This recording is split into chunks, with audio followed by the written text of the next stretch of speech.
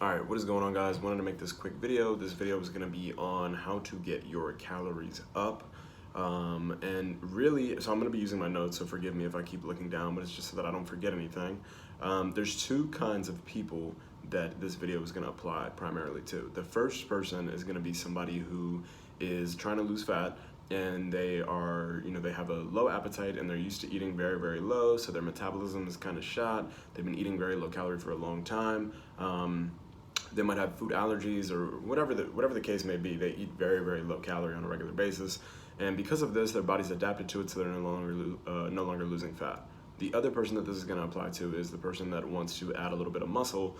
They want to add a little bit of lean muscle. They want to maybe get the booty popping, like whatever, right? You want to put on a little bit. You want to add a little bit of good weight, whatever you deem good weight. That's beyond the scope of this video, but you want to put on a little bit of good weight, right? And that person as well would want to increase their calories. The difference is the person that wants to grow a little bit or add a little bit of size, like good size, good muscle and everything like that, they're going to want to do this consistently, whereas the other person is going to want to do this for a little bit, but then they're going to come down off the calories and come in a little bit lower. Anyways, beyond the scope of this video, let's jump into a few strategies that are going to really help with this. The first one is high calorie, low volume foods.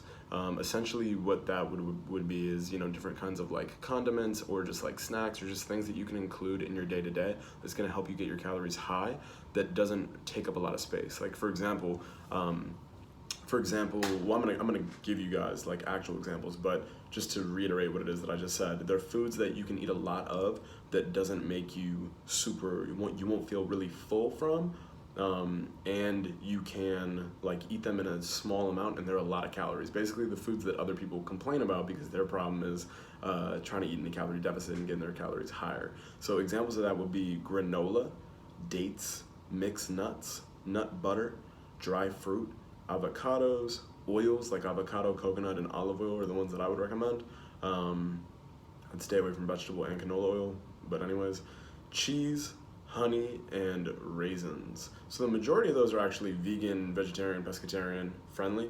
Obviously, like cheese isn't. Some people that fall into that category may not eat the honey, which is totally cool, or even butter, right? Totally fine, no problem. But all the other things are pretty, they apply to pretty much everybody, which is cool. The second thing so include those foods in your day-to-day. That'll be really wise to include those foods on your shopping list and just to always have those foods, just to always be stocked up with those different foods, okay? The second thing is liquid calories. Now this can come in the form of prepackaged protein shakes. You're gonna wanna go for higher calorie, with a decent amount of protein and just good quality ones. So like, I'm not saying don't buy meal replacement shakes. Like Ensures would be fine as a meal replacement shake, but don't buy like a GNC brand where it's just loaded with sugar and it's like 800 calories. That's not what I mean. So I don't mean those. I also don't want you guys grabbing like the 100 or 150 calorie shakes that have like a decent amount of protein in them. Those are good for fat loss, but we're trying to get calories up. Let's go for something that's more in the 200 or 300 calorie range, and you're gonna wanna drink like 2 a day, just because that's gonna be an easy, 450, 500, 600 calories. Liquid calories are usually easier to get down than, let's say, a chicken breast and a bunch of vegetables, which would end up being the same calorie count. So that's why we're drinking the shake instead, because it's way easier, and that goes back to the whole thing of higher calorie but lower volume. Easier to put down, going to be less filling, but that's what we want because we're trying to get calories up. You could also home make a protein shake. There was a period of time where I was really struggling with getting my calories up. I was trying to put on muscle. I was a really skinny guy when I was younger, 16, 17, 18 years old. It was hard for me to put on muscle, and I was drinking shakes with a bunch of stuff in them. I'm going to give you guys the cleaner version of what it was that I was drinking, because what I was drinking was kind of gross. But here's what one could entail, and I would blend this in a blender. Vanilla almond milk, go with the protein vanilla almond milk if they have it, because it tastes really good and you can use the extra calories, plus it has protein, which is a positive. Frozen banana, you don't have to freeze it, I just do because it tastes good. 2 tablespoons of peanut butter or almond butter, 2 scoops of protein powder, doesn't really matter the kind, again, beyond the scope of this video. Maybe a little bit of honey, and then there you go. That's an 800 calorie shake right there. So if you're trying to hit 2,000 calories a day, that's almost half your calories on the entire day. Adding on to that, or moving on to the next point, eat something higher calorie earlier in the day, because this just gives you an edge earlier in the day. It's like the same, it's the equivalent of like if you have trouble with consistency with your workouts, it's better to work out a little bit earlier, because then you just get it out of the way, as opposed to waiting for willpower to dissipate, and for you to just be too tired to work out and not feel like it later on in the day. So eat something higher calorie in the day. Now a quick example of that would be like, I used to do these things called snack packs. And that was just like a couple handfuls of granola, so I'd measure it out, a banana, and a Cliff Bar. You can do all three of those, you can do two of those, you can do one of those. That's gonna be higher on the carb end. It's fine, it's not a big deal.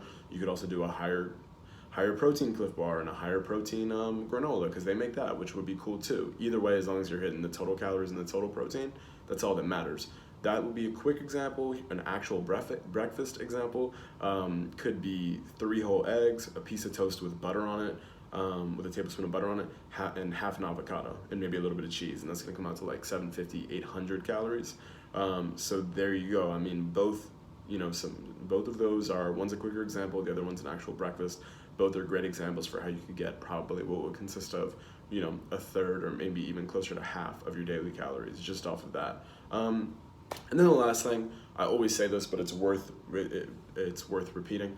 You always want to pre-plan. So from everything that we just talked about in this video, come up with a couple days of eating using these foods and other foods that you enjoy, and make some days that you have to just go based off of, because otherwise you're just, you're shooting at a target that's just constantly moving, and it's just too hard to try to figure it out in the day-to-day with everything else that you have going on. So you want to always pre-plan just to make it easier on yourself. This goes for people that don't have just this goal, but really any goal in general related to this, and maybe even in life. It's just better to pre-plan. You're going to be a lot better off if you do so. Conditions are always changing, but it's nice to have a little blueprint to go based off of. And then you guys also have your meal plans, which are basically that. But what you can do is you can come up with a couple days of eating based off of what we just talked about, that is a little bit more tailored to you, and just things like foods that you really, really enjoy. You know what you really enjoy. I don't necessarily know what that is. It doesn't really matter as long as you know what it is and you know how to work those different foods in, which you've been taught how to do. Much love. Hope this video helped.